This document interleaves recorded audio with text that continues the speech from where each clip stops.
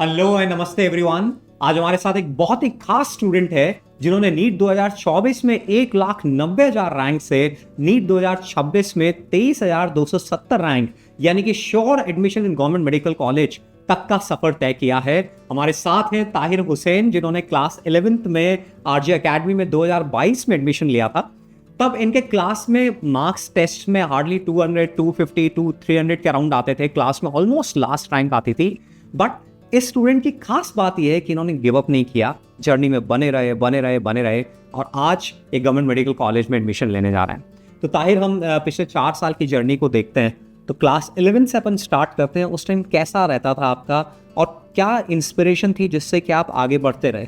Sir, जैसे मैंने अपनी जर्नी स्टार्ट करी थी तो उस टाइम मेरे क्लास में लास्ट रैंक आता, तो जिस वजह और मैं काफ़ी 12 आवर्स इंक्लूडिंग क्लासेस तो उतना स्टडी करता था, लेकिन मेरे मार्क्स आते नहीं थे। तो क्लास में बच्चे में मजाक बनाते थे कि तो, लेकिन फिर भी मैं बना रहा। मैंने मेरे टीचरों पे एकदम भरोसा रखा, तो उस वजह से मैं मेहनत करता गया तो आज मैं श्योर सिलेक्शन।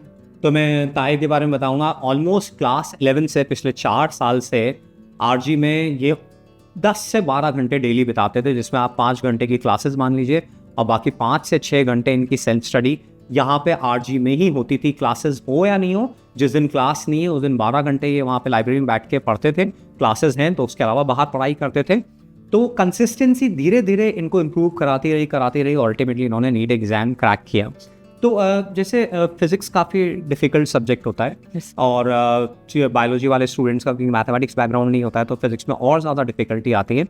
तो आपने जैसे क्लास 11th में आप आए और आप मुझे बता रहे थे कि क्लास 9-10 में बहुत अच्छी तरह से पढ़ाई नहीं हो पाई थी क्योंकि हम्बल बैकग्राउंड होने की वजह से फादर की रेडीमेड गारमेंट की शॉप है वहाँ पे बैठना होता था। तो जब यहाँ पर आए तो पढ़ाई डिफ़िकल्ट होती थी, फिजिक्स समझ में नहीं आती थी। कैसे मैनेज करते थे उन चीज़ों को? सर, मैं क्लास 10th में भी मैं वीक पोर्शन मैथ रही थी, तो उस वजह से फिजिक्स में मुझे शुरू से ही बहुत दिक्कत आई थी। लेकिन प्रतीक सर और आपकी गाइडेंस की वजह से मैंने आपके कहने के मुताबिक मैं चला। आपने कहा कि फिजिक्स में हमेशा पेन पेपर के साथ ही प्रैक्टिस करनी है। तो मैं हमेशा पेन पेपर के साथ प्रैक्टिस करता और आपके बताए हुए तरीके से ही करता। तो फिर मुझे फिजिक्स समझ में भी आने लग गई। तो केमिस्ट्री में, फिजिकल केमिस्ट्री में क्योंकि मैथमेटिकल होती है तो वहाँ पे भी प्रॉब्लम्स आती होंगी। कैसे उसको आपने समझा?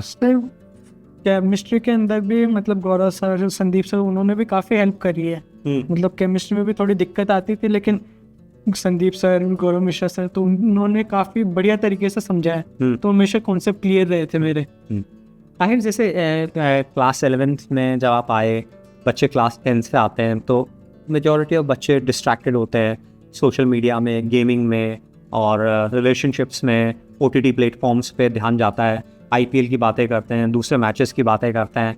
तो उस इन्वायरमेंट में अपना पढ़ाई में लगातार बने रहना बिना डिस्ट्रैक्शन के कैसे मैनेज करते थे? क्या आपको डिस्ट्रैक्शंस में जाने का मन नहीं करता था? सर, मैं जब अपनी जर्नी स्टार्ट करा था, मेरे काफ़ी दोस्त काफ़ी मज़े करते गेम के अंदर। कोई ट्रिप पे जा रहा है, कोई किधर जा रहा है, तो मुझे वो देख के काफ़ी ऐसा बुरा लगता है कि मैं अपनी जर्नी में इधर मेहनत अपनी करे जा रहा हूँ और उधर मज़े कर रहे हैं। लेकिन एट द एंड अभी जब मैं सिलेक्शन हो गया तो मुझे मेरी सारी जर्नी में जितनी भी मैंने प्रॉब्लम्स झेली सब वर्थ लग रही है। तो बच्चों, ये खास बात नोट करने वाली है कि एक्चुअली आपको सक्सेस चाहिए तो आपको सेक्रीफाइसेस करने होते हैं और उस टाइम थोड़ा बुरा भी लगता है। बट आपको अपना ड्रीम बड़ी पिक्चर दिखती है कि यार नहीं, पढ़ना पड़ेगा। यदि मेडिकल कॉलेज में जाना है, यदि इंडिया की टॉप इंजीनियरिंग कॉलेज में जाना है तो पढ़ना ही पड़ेगा। और पढ़ने से वो सेक्रीफाइसेस बाद में अच्छे लगते हैं कि यार हमने राइट टाइम पे राइट सेक्रीफाइसेस कर लिए, तो आज हमारे पास में ये अचीवमेंट है। नीट 2024 में जब ताहिर 1,90,000 रैंक के अराउंड आपके रैंक आई तो सिलेक्शन से काफ़ी दूर थे। तो आपको नहीं लगा कि मैं ये ऑलमोस्ट 2.25 लाख रैंक का गैप कैसे ब्रिज करूँगा, मैं क्या इतना इम्प्रूव कर पाऊँगा?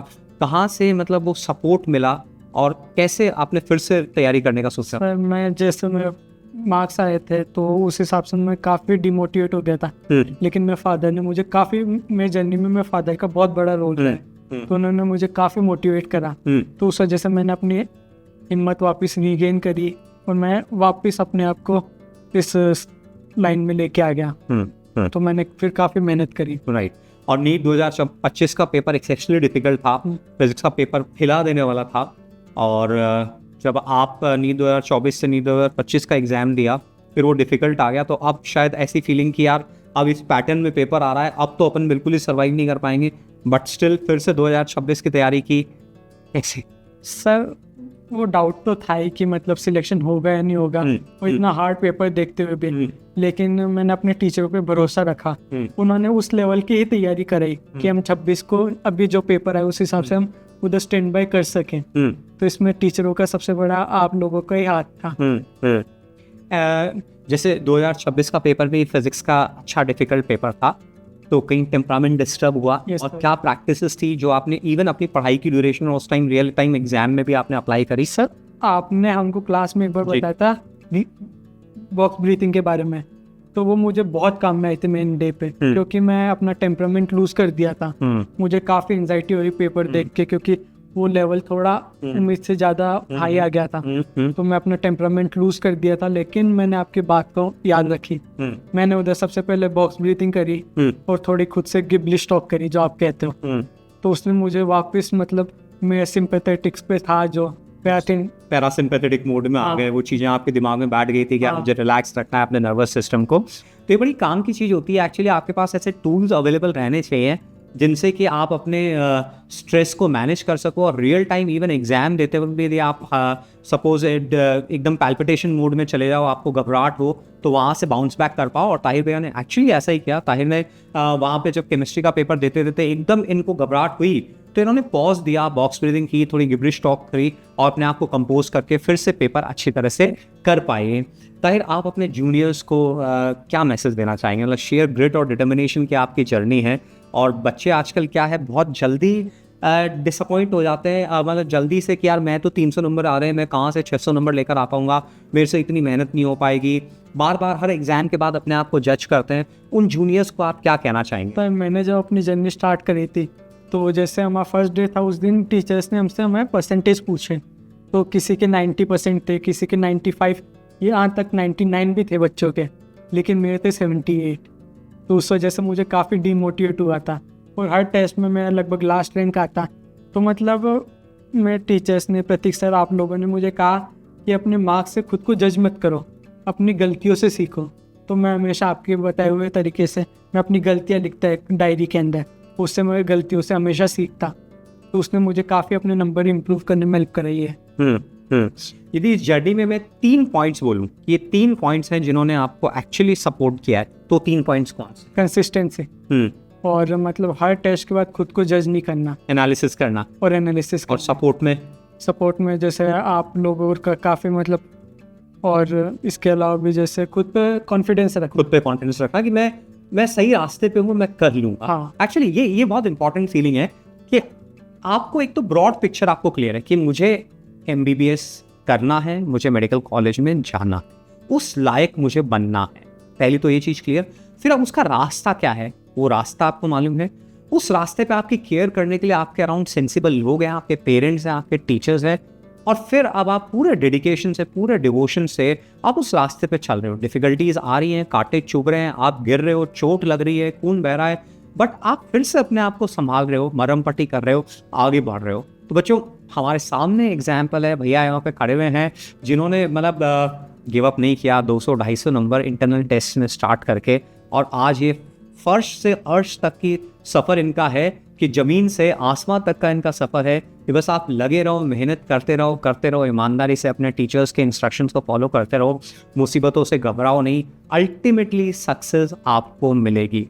तो मैं आशा करता हूँ कि लाखों बच्चे जो कि अपने आप को जज करते हैं, गिव अप कर देते हैं, जल्दी हार मान लेते हैं, वो आज इस एपिसोड से सीखेंगे और एक नई एनर्जी के साथ में, एक नई उमंग के साथ में, भरोसे के साथ में आगे बढ़ेंगे।